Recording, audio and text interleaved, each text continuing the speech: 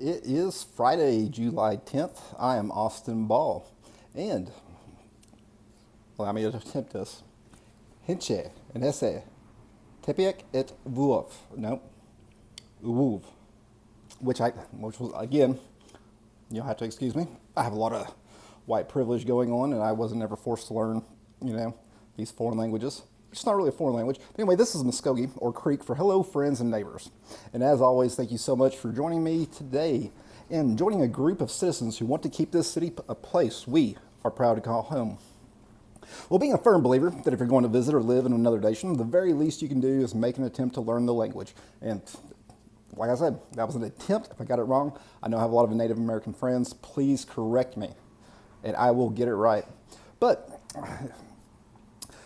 being me, I think the very least person can do is make an attempt to learn the language. And since some of my favorite fishing holes are no longer in Oklahoma, but in the Muskogee Nation, I figured I should at least learn to say hello. So again, Hinshe. If you haven't heard, the Supreme Court has just ruled in a 5-4 vote that eastern Oklahoma is Native American land for purposes of federal criminal law. What does this mean? Well, as Justice Ginsburg stated in oral arguments, what makes this case hard is that there have been hundreds of prosecutions, not persecution, well, they've been both in Oklahoma, or in America for hundreds of years, but I digress, some very heinous offenses of the state law. On your view, they would all become undone.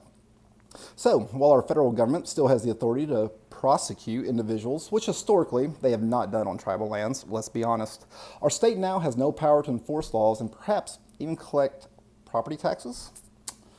I don't know. We'll find out as the full ramifications of this ruling develop.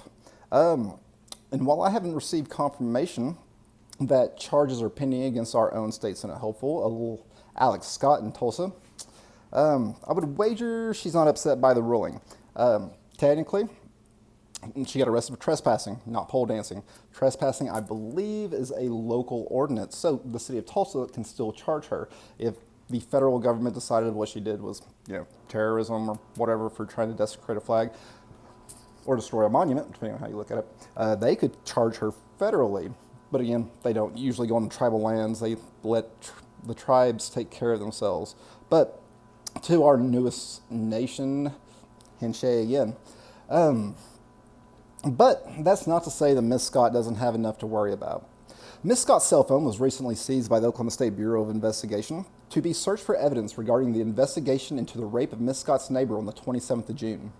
While the details of this investigation have not been released due to the nature of the crime, the circumstances surrounding this crime at least raise some serious questions for me. I have not talked about this, haven't brought it up at all. If Miss Scott's neighbor was raped, it was absolutely horrible. Absolutely horrible. And whoever did it needs to pay.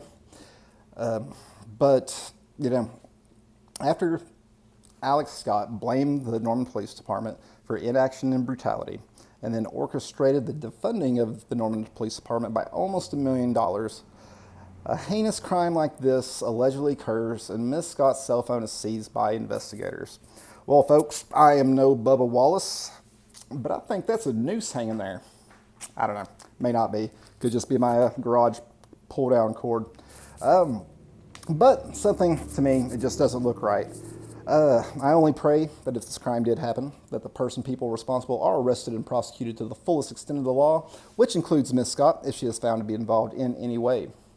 As you all know by now, our amazing regime in City Hall here in Norman passed the mandatory mask mandate on Tuesday night.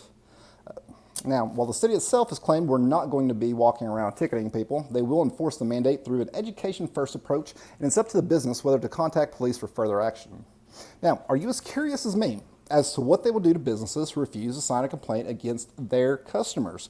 If you're my customer, you walk into the store, you don't have a mask on, I'm going to have the police come and arrest you for trespassing, disturbing the peace, or some other trumped-up charge. I asked our local sheriff candidates this question in my Common Sense for Norman number 18 in last week's episode, and what they said was amazing. Our current sheriff, however, Sheriff Green, has decided to remain silent on this. And unfortunately for the citizens of Cleveland County, Mr. Green is on his way out of office, and he refuses to answer any such questions, at least from me. I didn't donate to his campaign, and I'm not the Norman transcript, so maybe they'll ask him. We'll get an answer. But hopefully we don't have to wait until someone is arrested and has their lives destroyed before finding out. Well, since our current Sheriff's Office administration has decided to remain silent and wait till somebody actually gets arrested to tell us their policy on how they will enforce this unconstitutional law, at least we don't have to wait that long to see how our leftist Normanites will act. Last night, early this morning, local business Liberty Coin and Gold was vandalized and had their front door destroyed by an unknown terrorist. Why? Because they had the bravery and the courage to offer their business as a signing place for the petition to recall our mayor and half of our city council, and decided they would not enforce masks. More on this to come, because you know I love ending on a happy note. Anyone who uses violence, threats, and intimidation is nothing more than a coward and a terrorist, and you deserve to be treated as such.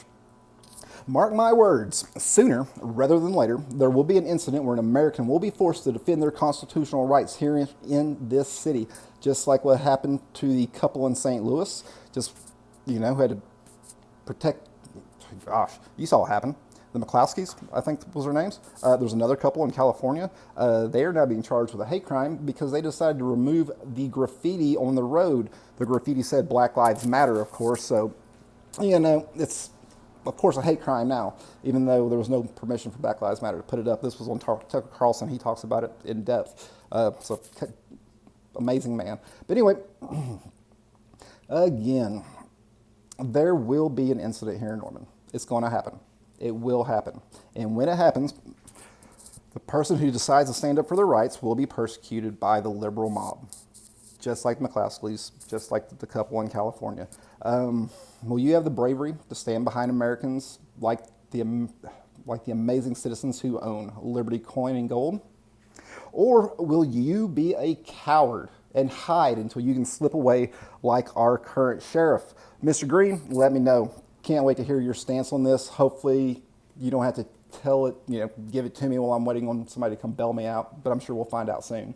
But if you're like me, and I told you how to end on a positive note, if you're like me and the citizens of Norman who have already made up your minds and believe that our home is worth fighting for, then I invite you to join the group Unite Norman.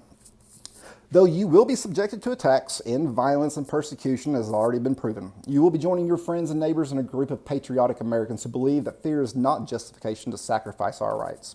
As of today, about a couple hours ago, we had 4,375 citizens of this great city who have joined this group, and a recall petition has officially been started to remove our mayor. That's right. Hopefully I can soon be saying sayonara, Mayor Clark.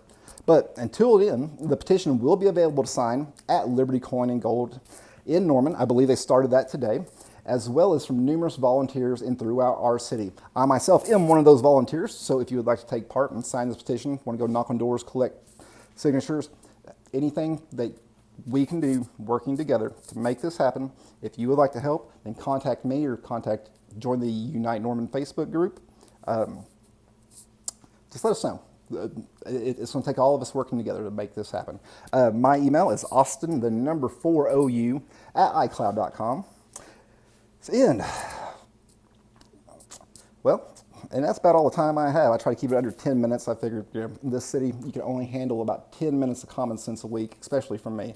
So thank you for joining me. As always, please be smart and stay safe.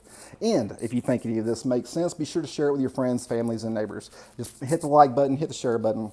I greatly appreciate it. You're not the only one who believes values are worth fighting for, and that we have the common sense and the compassion to live our lives as we see fit. Again, if you have any comments, questions, or suggestions, please email me at austin4ou at icloud.com. And until next time, keep fighting for what is right, Norman.